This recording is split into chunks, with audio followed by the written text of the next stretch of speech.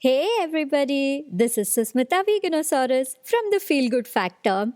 It's a podcast where I teach you to make happiness and fun your highest priority through every aspect of your life.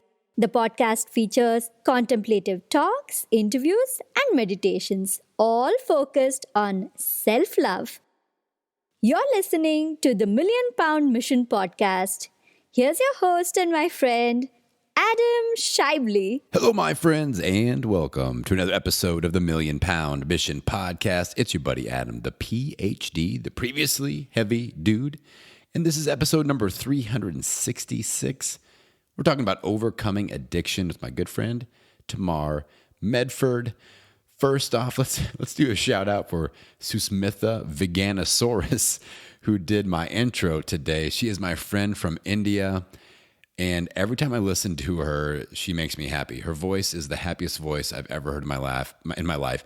Go back and listen to that intro again and just get happy. Just hit that like 15-second rewind and just get happy again. Check out her and her show. I know we don't have a whole lot of vegans that listen to this show. We're very, keto, meat eater, low carb. But I got to tell you, if you're going to go vegan and if you go by the name Veganosaurus, respect. Props. That's awesome. So, anyway, shout out to Susmitha.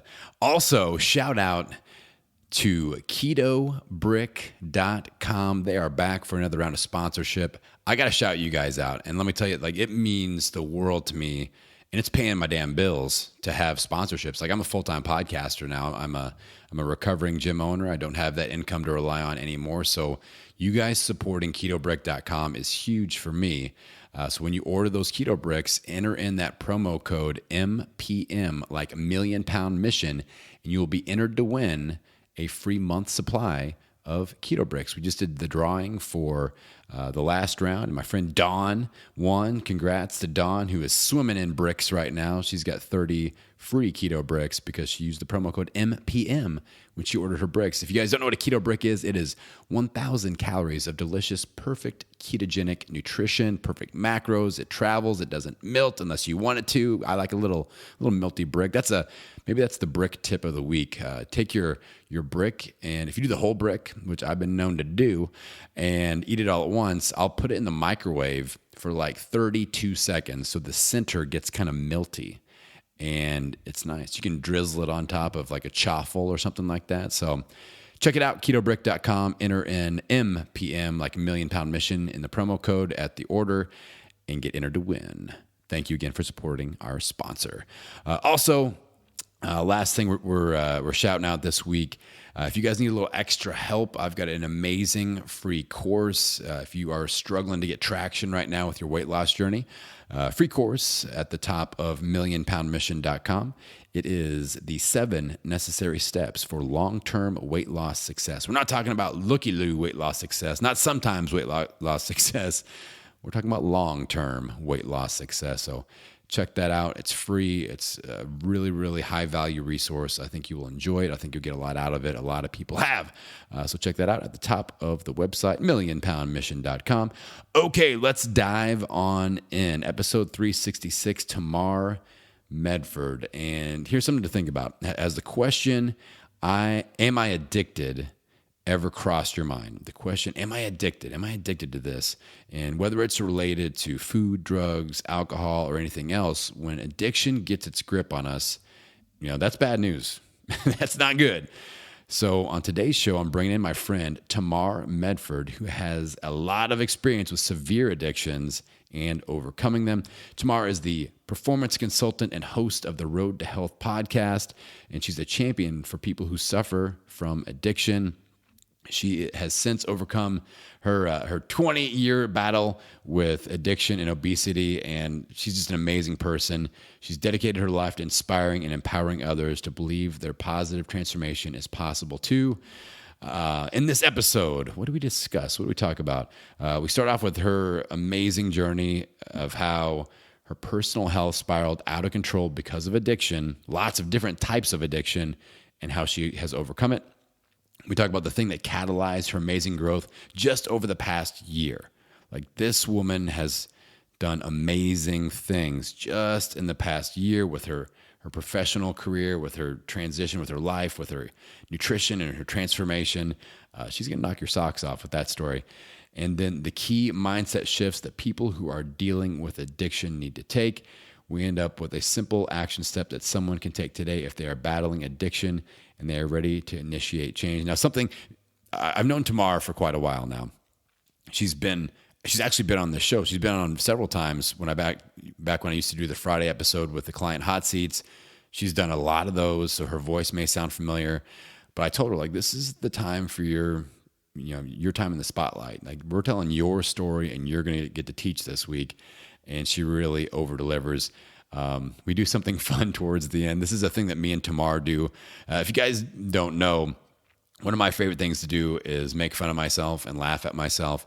So whenever Tamar and I get together, whether it's in like a Zoom chat or whatever, she does a Canadian quiz. She's a Canadian, and I like to laugh at how little I know about Canadian terms. So she gives me Canadian terms like toque or loony and toonie and all these things that I have no idea what they are. I try to guess what they are, and just hilarity ensues. So I think you guys might enjoy that. That is just me being me. And the Canadian quiz, hopefully that's not your top takeaway from the episode, but hopefully it makes you smile. So without any further delay, I appreciate you guys. I know you're going to love this one.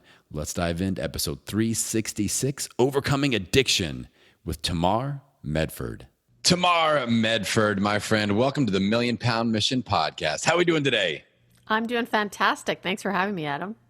Well, I'm very excited about this because you've actually been on the show more than once with my hot seat sessions. We met as a coach-client relationship, and you've done a lot of hot seat sessions, and you've developed your own brand. You got an amazing story. You're now a best-selling author. You're coaching. You're doing all this amazing stuff, and I had to have you on as like an official spotlight superstar guest. So I guess, how does that feel? Does it feel different from doing hot seats to doing the official interview?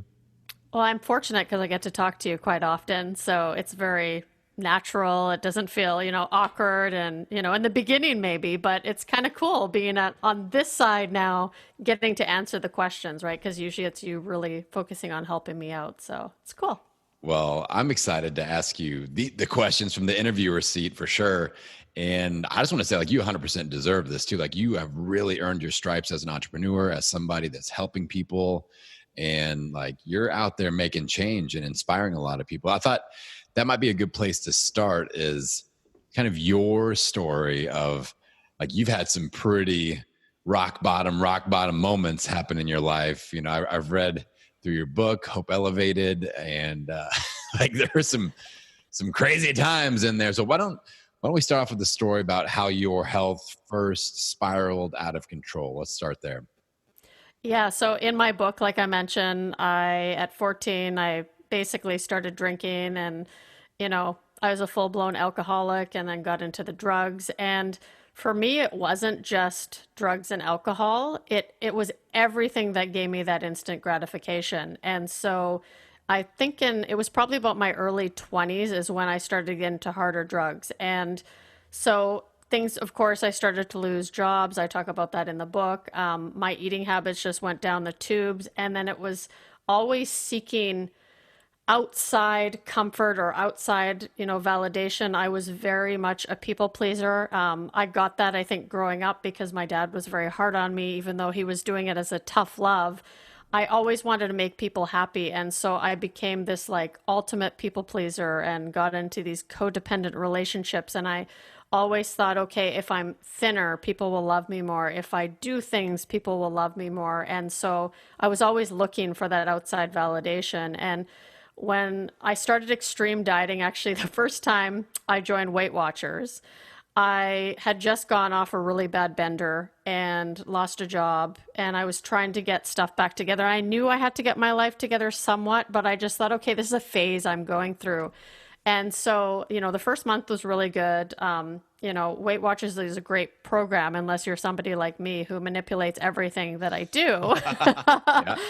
And, I lost 10 pounds the first month and I was doing good, but again, it wasn't quick enough for me. And I think a lot of people can relate to wanting that instant gratification, or they're like, I want to lose weight now. Like this 40 pounds, I do not want to lose it over a year. And I remember after the first month, I went home and I grabbed my big book out because we didn't have apps back then like we do now.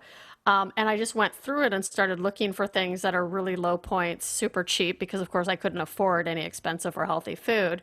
And I made it so that I added diet pills into the mix. I had popcorn for breakfast, which was 1 point. I had popcorn for lunch, a couple Diet Cokes. I had diet pills, which were ephedrine based, which made me feel like I was having a heart attack. And I would literally be sitting at work sweating. I'd be like, okay, guys, I got to go outside. Like, I'm really hot. And then I would come home and I would have 7 oven baked fries and a veggie patty. And every once in a while, if I wanted to sacrifice a beer or two, because don't forget, I was an alcoholic, I would have some mayo or not have some mayo, depending on what the plans were. And because of the points, I managed to condense them down to, I think it was 10 overall, and I had 31 per day. I would go for an hour walk, which would give me 6 more. And then that way I could drink anywhere from 8 to 18 beers per night. God. Oh my God. I actually lost 35 pounds doing that. But of course, as soon as, and I don't know if you can relate to extreme stories like that, but I was so exhausted, I didn't have any willpower anymore, that as soon as I got off of it, I went out for a weekend. I started drinking even heavier because I was always trying to manage everything to suit my lifestyle. And that kind of progressed, like just that quick fix mentality and trying to do whatever it took to lose weight, not actually looking at, okay, what works for me, so I don't have to keep doing this persistent willpower that's just draining me. So I decided, well, you know what? I'm going to get married because, again, I was looking for that outside fix. I married an alcoholic, and then the weight started coming back on. And at one point, I weighed 215 pounds, and I was really suicidal because I've also struggled with depression and anxiety for most of my adult life. And I just remember sitting on the floor one day, and I had a little pug, and thank God for him. He just sat there and looked at me, and I had a bottle of pills in my hand, and I just wanted to end things because I was just tired of doing this up and down. Like everything was so roller coaster for me, right? My relationships, my addiction, my dieting, and I wanted to end it. And my pug just kind of did the head tilt and looked at me, and I don't know what snapped in me. But it was then that I decided, okay, something needs to change. Like I got to start really working on myself. And that's when I started to really dig in and make that change. Holy cow. Let's go back to that very first thought of you having your first drink when you were what, 14? Yeah. So how was it? Was that like curiosity? You were at a party and your friends were doing it, or did you like sneak into your parents' like liquor cabinet, or what was the situation around that? Well, it was never frowned upon because we're from Europe. And of course, you can drink at a much younger age. I don't know if that's a good thing or not. So, alcoholism does run in my family, just not directly with my parents. And we moved around a lot when I was little. And so I was always having to go to new schools and make new friends. And I think in high school, it really hit me because you want to fit in so badly. And that's when you start looking at other people and going, what do they do? I need to do that. And it still wasn't working. And I remember going out with friends one night and having that, because I'd always have sips of alcohol, right? My parents never stopped us from doing that. But the first time I actually got drunk, it was like my world went from black and white to color. And I just felt like I was cool. I fit in. The emotions and feelings that I was dealing with weren't there anymore. And I was like, okay, I can actually finally be who I think other people want me to be. And I just fit in instantly, right? And part of it was because I was just getting rid of all the emotion and feelings that I'd ever had, or thoughts or insecurities. Wow. And yeah, it's amazing what like that societal and peer pressure leads us to do as kids. Like as a dad, like this freaks me out. I'm like, oh my God. Like I remember what I was like in high school and middle school and college and all this. And I'm like, man, my kids are going to go through this. And what am I supposed to do as a parent to like help them navigate these waters? So that's something that keeps me up at night for sure. So you mentioned like getting to that point where you were ready to make a change. What did those initial changes look like for you as far as making some baby steps and starting to feel like you were reclaiming control a little bit? So I did the New Year's resolution thing. I no longer do those, by the way. And it was 2012. I just thought, okay, if I can fix what I look like on the outside, it'll heal everything, all my feelings on the inside, right? It's going to make me whole again. And so I started going to the gym, realized after about a month's time that this was not working. Like I kind of knew what to do, but I knew I needed some guidance. I did not have any accountability at all. So I decided to hire a personal trainer. And so we started working together. And I remember the first time we sat down, she's like, okay, Tamar, what's your goal? And, you know, because I had this alcoholic thinking, I was like, I'd really love to be able to fit into a bikini and feel comfortable in my own skin. But I want to fly down to Las Vegas and actually go be comfortable at a pool party because that was my thing, right? The big party on the weekend and didn't want to miss out. And so she laughed at me and she's like, okay, we can get you into a bikini. And the funny thing is, we started going in on this and I went all in with the working out, eating chicken, broccoli, and rice. So I did what a lot of people call the bro diet, I've heard now. And so I started doing that and I would have one cheat meal per week and I was very rigid on that, but I would work out 7 days a week. So I was essentially taking one addiction and turning it into another addiction. And funny enough, the trainer that I hired actually was the one that ended up helping me get sober. So I remember telling her this goal that I had and she kind of laughed at me. And as we progressed in our training, I would have to record my food. And one of the things we were talking, looking back a little bit after that first year, I said, did you know that I was an alcoholic? She's like, yeah, nobody has to point out that they only had 9 beers on the weekend. And because of course I made sure I kept track of my food. And she said, you can drink on the weekends if you want, but just keep it to a minimum. And I would actually have 3 beers a night, Friday, Saturday, Sunday. Those were my days I was allowed to drink. And I think a lot of people don't understand this with addiction, the cravings start after you've had that first drink. And I think people who are addicted to carbs or something can relate too, because the cravings start when you start eating that particular trigger food. And so I had 3 and I thought this gives me, maybe an hour time span to be out and about. And I would come home and drink half a bottle of NyQuil so that I would pass out. And I would do that every single weekend, right? So I was proud because I'm like, I only had 9 beer this weekend. And now that I say it out loud today, because I don't drink at all, obviously, it seems insane. But for that first year, I went like hardcore and I lost 75 pounds. So you basically like stopgap your drinking by chugging NyQuil so you would pass out so you wouldn't drink anymore. Exactly. Oh my God. And then eventually that same year I ended up getting sober because my trainer had said, hey, by the way, I know, something that could help. I don't drink anymore. This is how I did it. Are you interested? And at first I was like, no, I'm not. But after I really realized that I had a problem in so many different areas, I decided, okay, I need to clean up my life. Well, tell me about that. Like, I'm curious about your first day of sobriety. Like, what was that like? And were you really like sold into like, okay, I'm not drinking anymore, like ever? No, I was scared. I was like scared shitless, if I can say that. I remember listening to people talking about, being sober and stuff. And all I can think of is like, oh my God, what if I have to go to a movie? I can't bring a little bottle of vodka with me. What if I'm going to the lake for the day? I can't bring a case of beer. Like I honestly thought my life is over. I am never going to have fun again because to me, that was the norm, right? The norm was hanging out with people who drank every single weekend without fail. And it was just, I really thought that life was over. And I also couldn't relate 100% to their stories because I would hear people that were homeless, right? Or that had lost everything. And even though I literally ended up losing everything that year, I went bankrupt, my marriage collapsed. I had a futon, a bookshelf, and I think a dresser. And that was really all that I owned. And I moved into a friend's place, right? So really, I had lost everything, but I always compared myself to everybody. It's like, well, I wasn't homeless, so how could I be an alcoholic, right? So it took a lot of just kind of repetitive listening to other people, talking to other people that can relate.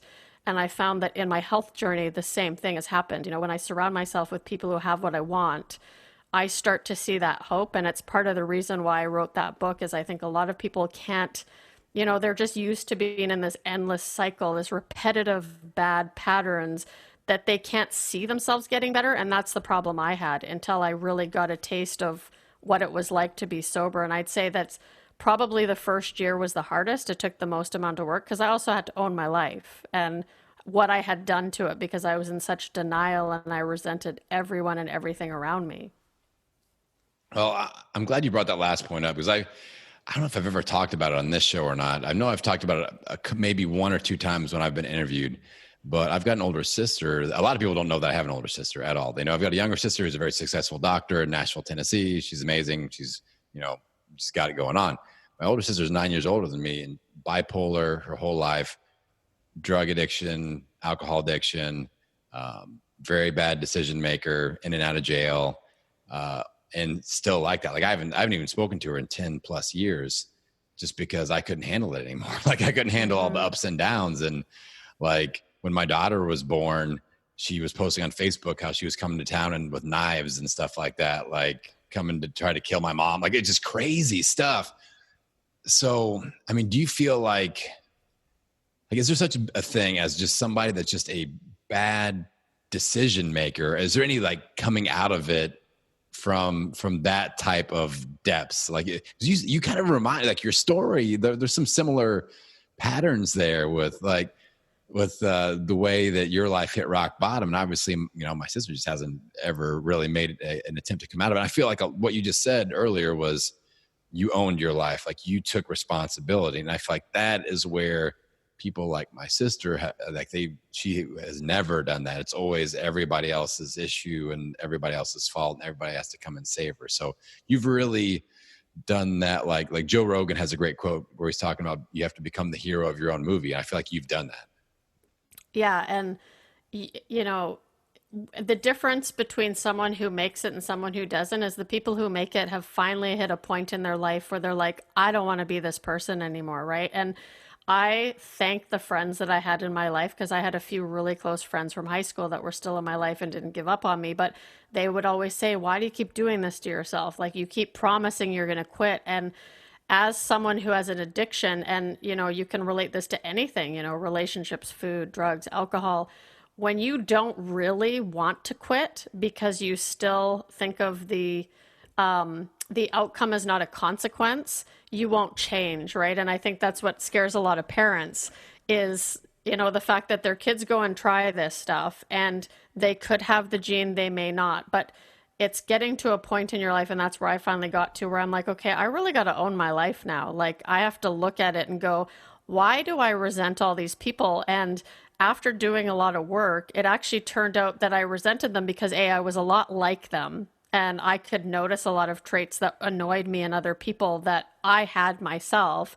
And B, I always played a part in all of that. They reacted to my actions. And so it's just really a matter of wanting to change or you don't want to change. And that's why when you're dealing with someone who is that repetitive, and I'm sure you can probably relate to it with people who want to go on an exercise program. Yeah. If they don't really want it, they're not going to change. It doesn't matter what tools you give them. It's like, here, take all my tools now. And they just don't take them and go, okay, I got to own that I'm actually the one that's not doing the work. Yeah. It's funny when I do consultations or hot seat sessions, whatever, one of the most common issues that people ask for help with is like, I need to find my why. I need you to help me find my why. And I'm like, that's the one thing that I can't help with. Like that has to come from you because everybody's motivated in a different way and inspired in a different way. And like, I can't put that inside of you. Like you can hang out with me and plug into me and get energy from me. I had one of my clients, a guy that I grew up with, good friends with, he was morbidly obese and I knew that he wasn't doing what he needed to be doing. So I had him move in with me for 6 months. I watched everything he ate, like everything. I weigh him every morning. and we would fight. I'd make him get up at 4 a.m. We'd get in big fights because he'd be up like 12 pounds from the day before. And he'd be like, I swear I didn't do anything. I'm like, dude, you are up 12 pounds from yesterday. Something happened. And then finally, we're screaming at each other, and he's in his underwear, and my wife comes out and is like, what the hell's going on? So it was really a strange time in my life. But with me watching everything for him, he lost 70 pounds and got to best shape of his life. And then eventually we wanted to start having kids and things. My wife's like, he's got to go. So moved out and gained every bit back and more. And we actually lost him last year. He died, and he's the same age as me. And it's just a sad story, but I couldn't want it enough for him to power him through it. And there's a lot of people out there that have to realize that the why has got to come from within. Now you can ask for help, and you can get help with the how. That's what people like Tamar and I are really, really good at in a lot of different ways. So we're not saying figure it out yourself, toughen up. And it's no, that root, that spark, that interest has to come from you, that thing that's going to keep you going. But we can show you where to go and how to go, if that makes sense. So anything to add along those lines, Tamar? Yeah, I think we can both relate to trying to encourage and motivate people. And I think a lot of people also use their why as, okay, well, I've got my why as my kids or my family. If you don't truly want it for yourself, you're not going to do it for someone else. You might do it for a little bit for them, but you're not going to do it. It's not going to be an ongoing thing. You really have to want it and realize how important you are to do that for yourself. Yeah.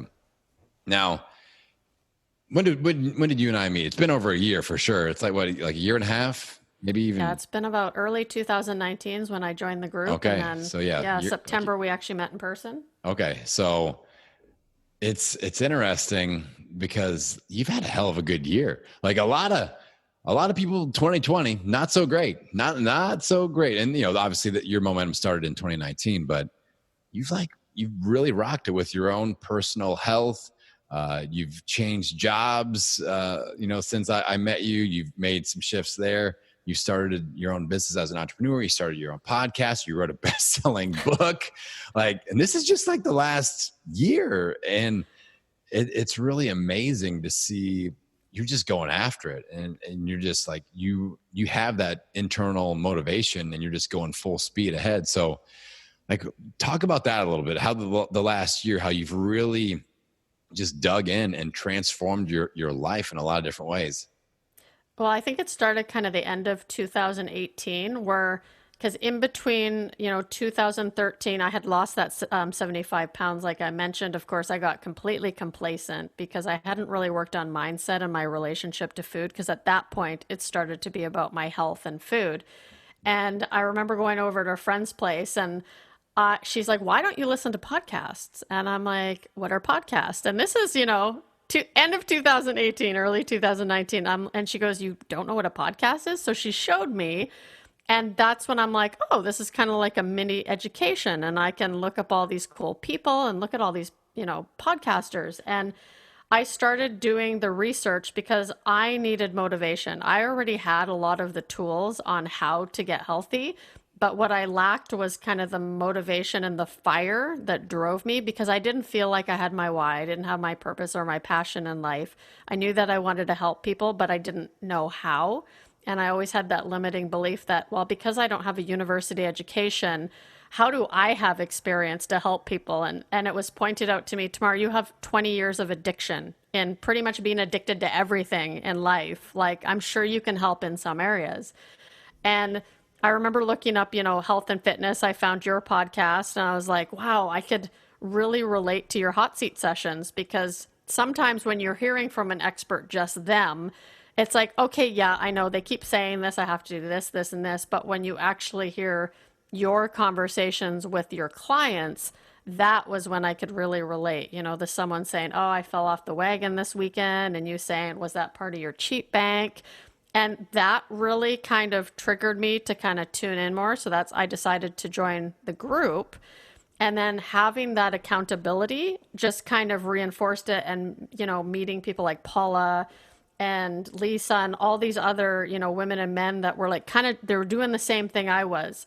And that kind of built up the momentum. And then I remember coming down to, and a friend and I were just talking about this, because one of our close friends was like, how did you do this all in a year? And she said, actually, I remember sitting with Tamar. We went to watch our husbands play ball, and she's like, yeah, I'm going down to LA. I'm going to go see Adam's event, and I'm going to go meet a friend there. And I thought she was crazy at first. And she came back and she was a totally different person because, as you know, when we were down there, there were so many cool people that I got to meet. And Allison Melody was one of them. And when we were all sitting at dinner, Allison asked, what's your story? Because I wasn't drinking any wine or anything. And I told her a little bit. And she's like, you have a voice. You have a story. You need to share that with the world, woman. And as she does her rants. And Paula and I had actually been talking the night before. And she's like, you should start a podcast. And that's kind of when the idea started flowing. And I think being in a room with all of you and hearing how you were so focused on helping people, that really inspired me. And it made me think of my story. And because I had never really shared it in full detail until this book. In fact, I went to therapy quite a few times during writing this book because a lot of things came up that I hadn't talked about for a long time. And so I'm starting to realize that by being more vulnerable and sharing my story, and then, of course, starting the podcast and sharing it so openly on the podcast, that actually started fueling the desire to help more people because I got the response then like, hey, I have a messed up life. I need to fix it. Can you help me? And I think when we become other people centered, we actually make so much more of an impact than when we're only thinking about ourselves. And that whole year, just kind of getting to know people and kind of almost creating my inner circle to not just be the people I've here, because I love my friends dearly here, but a lot of them don't understand. Just, finding like minds, that's what really made the big change happen. So as a quick recap here, Million Pound Mission listeners, like 2 years ago, Tamar was just searching on Apple Podcasts, weight loss, and the old Million Pound Mission pops up. And that's why we know each other now, because she searched on Apple Podcasts, got plugged into the show, started, jumping into the community. We met. I remember our first hot seat session, and I was like, damn, this lady's really fired up. I like her style. And you eventually came to my live event in Los Angeles. We got to hang out. You were there with your friend Paula. I introduced you to Ali Melody and JJ and Rob Dion. You ran your fingers through Rob Dion's hair. I remember that. You were like, I only came to touch Rob's hair. And you sure did, by God. His ego was well stroked with that. I mean, that really made his day. But then, like, you start taking off from the business aspect. You get plugged into Ali Melody, and she's got you doing books and podcasts, bestseller status, like all this stuff. And it's just like, this is why I podcast. Like, and if you guys go back to, like, I think it's episode 52, when I talk about, that was the day I almost quit podcasting. And I go through the whole thing. I feel all the feelings, and I put it out there, and I committed. I'm like, I am not quitting podcasting. And I go through the whole rant. If you guys haven't listened to that one, you should check it out. I think it's episode 52. I'll post a link in the show notes. But if I had quit, you don't find my podcast at that point, and who knows? Like, none of these connections probably would have happened. Maybe you found a different route, maybe you didn't. But like, that's why I do what I do, Tamar. So that's like I guess that's a lesson for the audience to, like, reach out, get plugged in. Like, you could have a path like this, but also to you, Tamar, as a podcaster, like, you're gonna have those days when you feel like this is a rough road to hoe here, and but just know that, like, you're a great example of why this needs to happen. So what's been a highlight or two in your podcast, the Road to Health podcast? Check it out, by the way. I'll put the link in the details here. But like, what are a couple of highlight moments with your podcast so far? I think being able to connect to, people like Robert Sykes, Chris McPeak, just really, I love interviewing. And at first, I remember you were my first interview, and I was terrified, even though we knew each other. I want to do take 2 of that, by the way, again soon. But I just being able to get on a Zoom call and talk to somebody who also has the same passion as you do, it is incredible, right? And it's just like, you feel like, even though it's just the 2 of you on that call, like, you're like, yeah, we're going to fix the world, we're going to make it happen. And there's no better feeling than that. There's times where, like you said, it's like, oh, why am I doing that? I only got, for me, because I just started in December, there's like, 30 or 60 downloads. Oh, I wish it was like 10,000.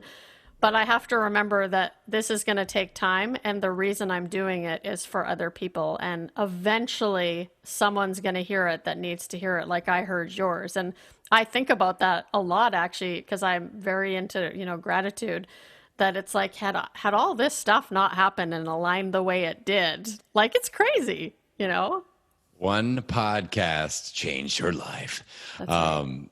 Yeah, it is crazy. And podcasting is very synergistic, but it's also very like give first. And that's something that I preach a lot. And if there's anybody out there that is interested in podcasting, getting involved in that, you got to check out my other show. I haven't even talked about the other show on this show in a long time, but I've rebranded that show. It's called Podcasting Business School. So you can check that out wherever you listen to podcasts, or just go to podcastingbusiness.school. That's the website.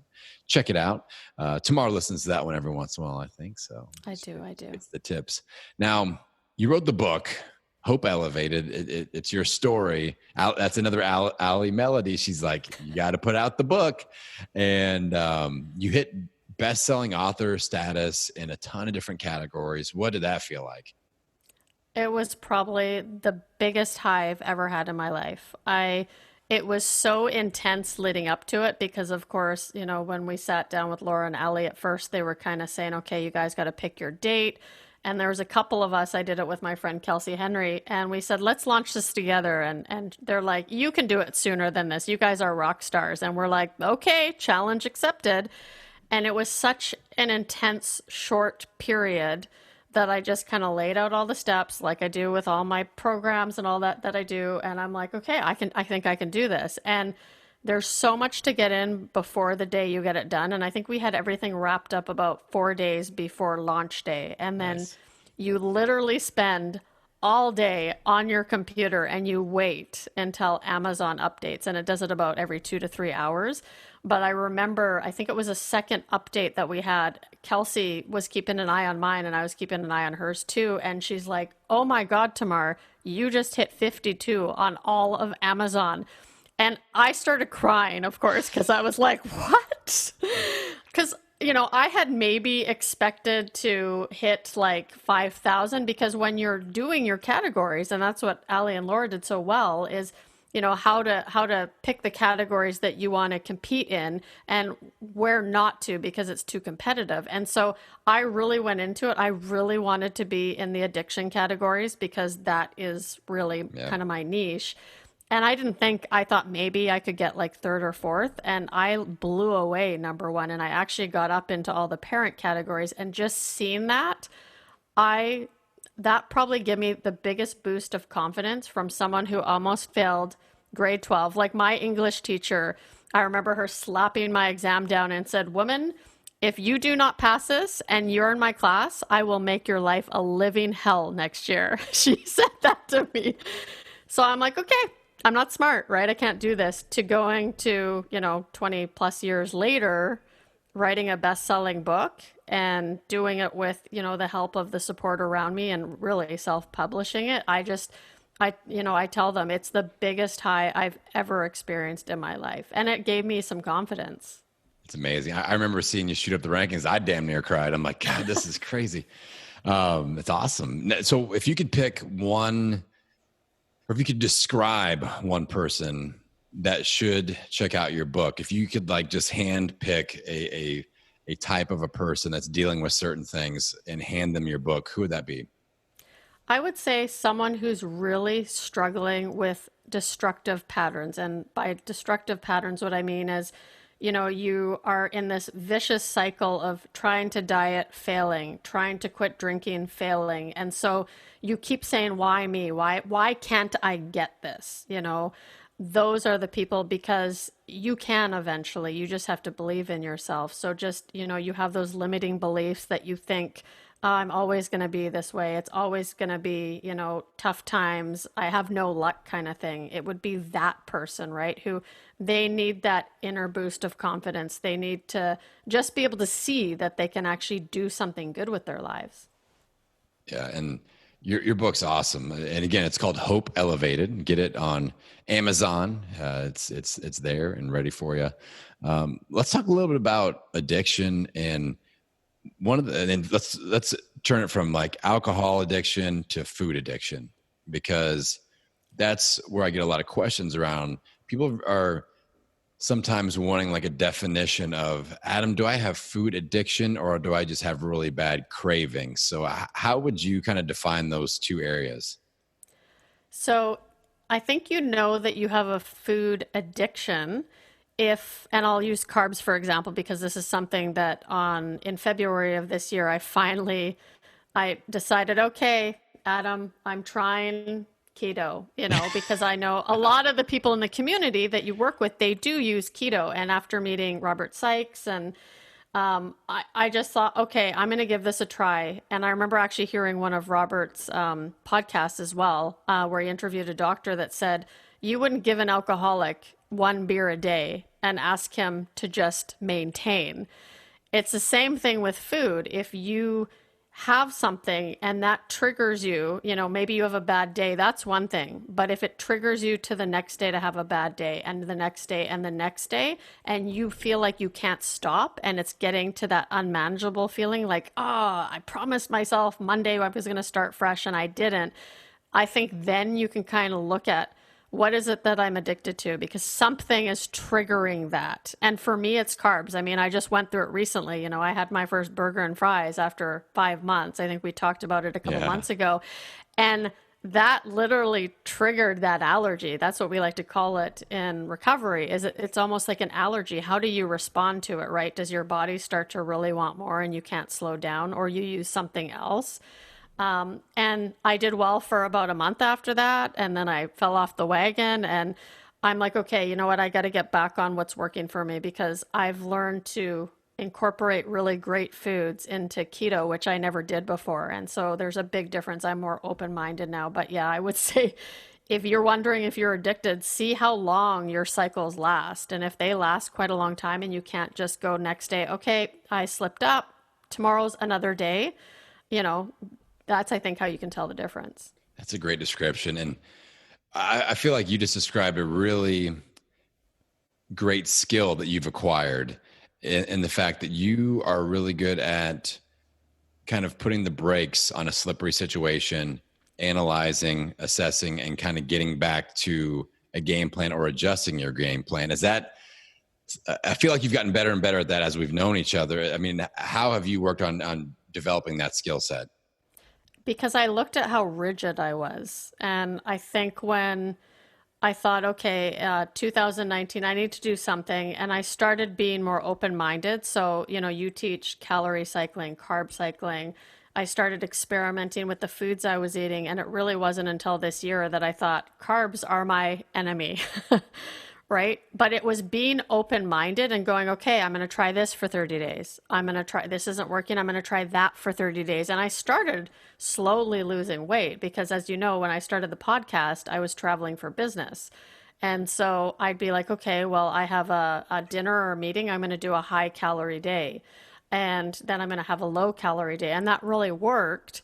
But when I started to go off the rails, I really started to go off the rails. And because I've learned how to own my current situation and go, right, okay, I'm not feeling good right now. I'm a little bit emotional. I'm snapping at my spouse. Something's wrong here. Taking a look at exactly why am I emotional? Because I'm usually hungry, I'm tired, and sleep has been a big part of that too. Just going, okay, I'm going to bed at 8 o'clock at night because I wake up at 4, and that's that. Like, I have to do something that will keep my willpower, which you talk a lot about, is keep that willpower bank up. And I took sleep for granted, right? So that was kind of the first thing I shifted. And then it was like, what food works for me and what food doesn't? And whatever food doesn't, for a little while at least, until I can better my relationship with food, I need to take that food out of the equation, because I know if I have that ice cream, it's all in. Like, I don't know if you saw the ice cream I posted on social media last weekend, but that was back-to-back days. Yes. I have similar food tendencies around like ice cream and cookies, pizza.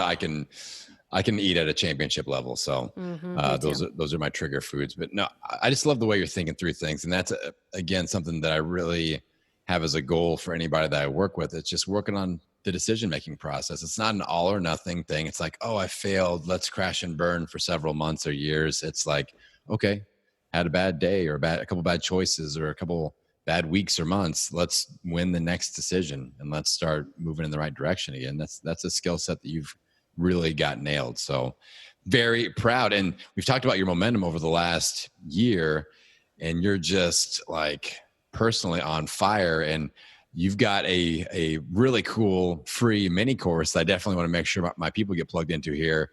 It's all about waking up on fire. Like you get up and you're up at 4 a.m. and you're excited to be up at 4 a.m. because you're excited for life. So can you talk about your mini course a little bit and what we can expect if we dive into it? Yeah, absolutely. And like you said, 4 a.m., like I get pumped to go to bed now at night. And it's the first time in my life I can actually say I'm so excited to go to bed so I can wake up in the morning. And a lot of people ask me how on earth I do that because they're like, no, I'm not doing it. And not that I'm saying get up at 4 a.m., but I kept kind of pushing back my time, and I realized that it's because currently today I have a really clear vision of what I want for my life. I want to help people for a living, and eventually I want to be on a beach, and I want simple life. I don't want the traffic. I want to overlook a blue turquoise ocean with a nice white sandy beach. And I look at that picture every day. And I read my vision every single day. So I teach you how to create a vision. I also talk about sleep. I did an interview with Martha Lewis, who you interviewed or you introduced me to, and the importance of sleep and the importance that how your decisions are affected if you don't get enough sleep. And then I get into, procrastination and the reasons why we do, because our goals and we have no action plan. I also get into commitment and accountability and how important it is to actually commit to what you're doing. Because a lot of people don't realize, like you think, okay, an airline pilot, I expect that person to commit 100% to being a good airline pilot because I'm scared of flying. So, but I know I fly because I know they're going to get me from point A to point B. So why is it that we don't have the same level of commitment for ourselves? So I go through all that kind of stuff just so you can start really owning what you're doing and have a reason to fix that. And actually, even if it's an hour earlier a day, you find what you love to do and you do that stuff first. Yes. Well, I'm super excited for people to plug into your free, may I repeat, free, your favorite price mini workshop and all your stuff. Like you got, again, I feel like one of the best ways to reverse your own life momentum, if it needs reversing, is to plug into other people that have really, really got it going on. One of my, like, I don't enjoy saying this, but I do kind of laugh inside a little bit whenever I see the Facebook posts with people that I know. They're like, I'm starting an accountability group on Facebook. Who wants in? And I'm thinking, anybody that opts in, including the person joining, you're all driving the struggle bus right now. And that's not going to help anybody. It's going to turn into a big wine party and nobody's going to help anybody. Like you have to plug into somebody that's actually doing good and like get into their world and have them mentor you. That's the key. So, and Tamar is one of these people. So where do people go to plug into the Tamar Medford universe? You can head over to my website. That's probably the easiest place because I have all my social media links. It's brand new. It's www.theroadforward.ca. And you can find my Facebook group and my Instagram. I generally like to hang out on Facebook and Instagram. And then, of course, my show is The Road to Health podcast. And it's amazing. Now, when Tamar and I get together, we do a little thing called Canadian quizzes because she lives in Canada. And she's taught me a lot. And I just want to pull up some highlights of the words that you've taught me, the phrases. I'm learning a lot about, what happens north of the wall. And like I thought that's where all like the White Walkers are, and Jon Snow goes up there and lives sometimes, and Tyrion Lannister. But I learned like a toque. Well, so Tamar quizzes me with Canadian terms and phrases. She's like, "What's a toque?" And I thought it had something to do with drugs. And she said, "No, it's a hat." And then a loonie and a toonie. I found out that were forms of money, correct? Yeah. And let's see, what you taught me a couple other ones. What are some other highlight ones? Double. I don't remember what that is. It's a coffee. Okay. So I thought it was a cheeseburger. That's My right. first guess. I have a new one for you, though. All right, let's do it live on the Okay. Million Pound Mission podcast. Here we go, people. What is poutine? The president of Russia. No. Come on, one more guess.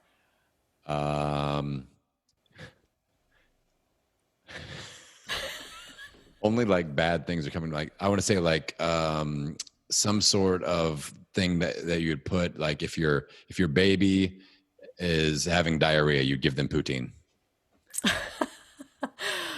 Not even close. It is something you probably don't want to recommend to your clients, but if they wanted an epic cheat meal, it's French fries with cheese. Some places they use cheese curds and then smothered in gravy. It's a heart Poutine. attack waiting to happen, but it's delicious. I'm pretty sure that would make me poutine. So that's Probably, yeah. Lots of poutine. Canadian knowledge, ladies and gentlemen. You never know what you're going to get when you get me and Tamar Medford together. Tamar, I'm so proud of you. I'm so thankful that we're connected. I'm so thankful that you listened to the show. You hit that subscribe button and we got connected. I'm just psyched about what you got going on. So thanks for investing some time here with the audience, which is kind of where you started. So it's pretty cool. Thanks for having me. All right, everybody. We gave you a lot to think about here today, and I want you to come up with that one action step that you want to really implement. Set that implementation alarm for the next 24 hours, and that's how we get out there and own it. Every meal, every workout, every day. I will see you on the next episode. But wait, there's more. Hey guys, thanks for listening to this episode. Just want to remind you that I've got an amazing free mini course called The 7 Necessary Steps for Long-Term Weight Loss Success. If you need a little bit of support along your weight loss journey, head on over to millionpoundmission.com and get signed up. It's your favorite price. Free! Go get it.